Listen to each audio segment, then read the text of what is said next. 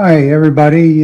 Just a fairly short one this morning. I want to give you an update on the project here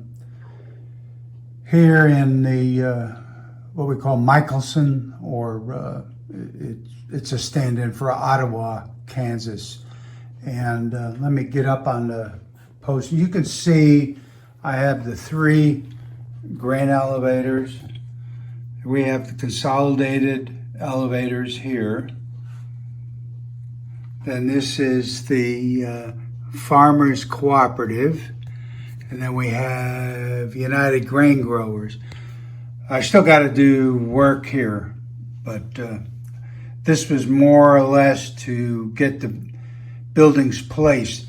These used to be on the other side, but the problem was for this oil facility here, I didn't have enough room on this side because of the way the slope works. So, but anyway, they were designed to painted and super weathered to look like they've been there a long time and kind of really, really nasty.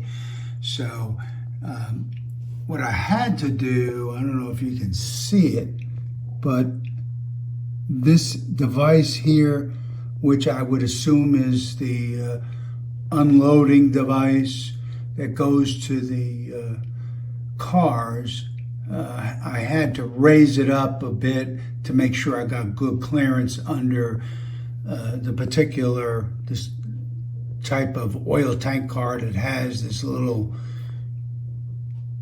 fencing around the top of the opening, whereas this one does not. And then this is the Chevelle coal. I had to make that decal. The Chevelle coal was on the original Sunset Valley done by Bruce Chubb back probably 45, 50 years ago. And I've used some of his models or names of industries on this layout. But anyway, and I haven't kind of decided what I'm going to do over in this area yet. I got to do some thinking on that, but I do need to decide what I'm going to do probably here in the next couple of days. But this is just an update on the status of the buildings.